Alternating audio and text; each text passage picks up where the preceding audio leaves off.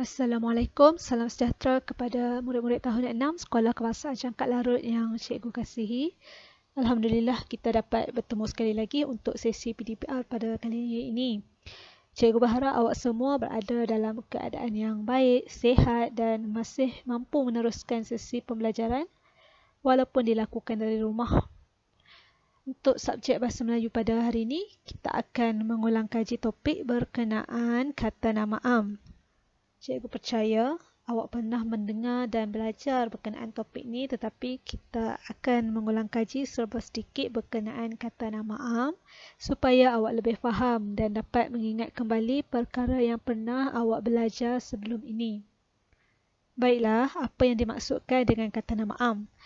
Kata nama am ini digunakan untuk merujuk kepada sesuatu seperti tempat, benda, orang ataupun binatang secara umum. Kata nama am ini perlu ditulis dengan menggunakan huruf kecil. Maksudnya awak perlu menggunakan huruf kecil ketika mengeja ataupun menulis kata nama am. Seperti yang cikgu terangkan tadi, kata nama am ni digunakan untuk merujuk kepada orang, tempat, benda dan binatang. Sekarang, kita nak tengok contoh-contoh kata nama am. Contoh kata nama am bagi orang ialah seperti abang, bapa, kakak, adik, doktor, jururawat dan guru. Manakala contoh kata nama am bagi tempat pula seperti padang, dewan dan sekolah. Untuk benda pula, contoh kata nama am seperti kayu, rumah, kasut, kereta dan almari.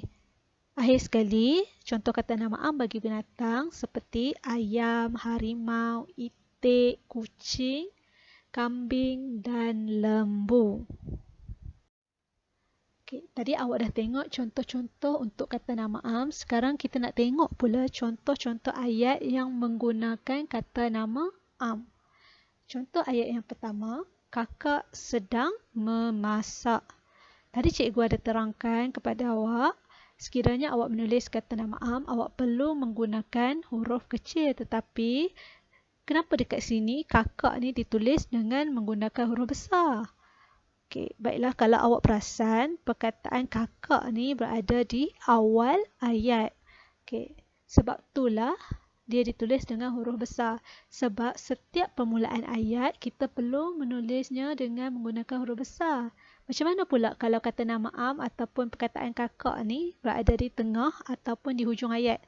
Kalau perkataan kakak ni ataupun kata nama am yang lain berada di tengah ataupun di hujung ayat, awak perlu menulisnya seperti biasa, iaitu menulisnya dengan menggunakan huruf kecil. Kita tengok pula contoh ayat yang kedua. Lauk ini dimasak oleh kakak. Sama juga kata nama am untuk ayat ini ialah kakak. Dan kalau awak perasan untuk ayat yang kedua ni, perkataan kakak ni berada di hujung ayat. Sebab itulah kakak ni ditulis seperti biasa dengan menggunakan huruf kecil. Contoh ayat yang seterusnya bagi kata nama am untuk tempat pula. Mereka bermain bola di padang. Contoh kata nama am untuk ayat ini ialah padang. Contoh ayat yang kedua ialah abang dimasukkan ke hospital. Kata nama am untuk ayat ini ialah hospital. Sekiranya hospital ini ada nama seperti hospital Tuanku Fauziah, dia dah menjadi kata nama khas. Kalau kata nama khas, awak tulis dengan huruf besar. Tetapi dekat sini kita hanya merujuk perkataan hospital tu secara umum. Tak ada nama khusus untuk hospital tu. Sebab itulah dia menjadi kata nama am dan ditulis dengan huruf kecil. Seterusnya, contoh ayat untuk kata nama am bagi benda pula. Adik membaca buku di perpustakaan. Kata nama am untuk ayat ini ialah buku. Contoh ayat seterusnya, saya membeli sebatang pen. Kata nama am untuk ayat ini ialah pen.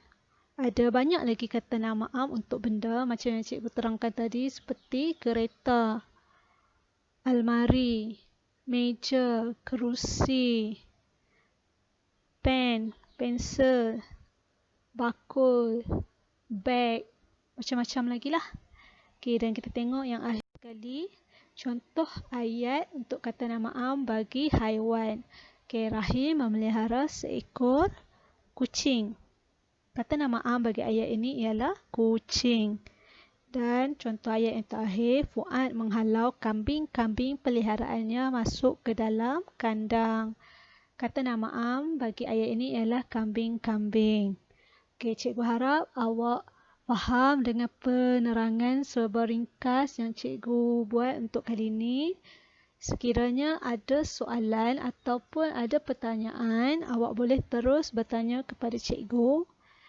Dan selepas ni cikgu nak minta awak untuk siapkan lembaran kerja yang telah cikgu berikan di dalam fail peribadi masing-masing. Okey, cikgu nak awak siapkan unit 1 kata nama am daripada nombor 1 sehinggalah nombor 22. Okey. Seperti yang cikgu kata tadi, sekiranya ada masalah ataupun sekiranya ada pertanyaan, boleh terus berhubung dengan cikgu.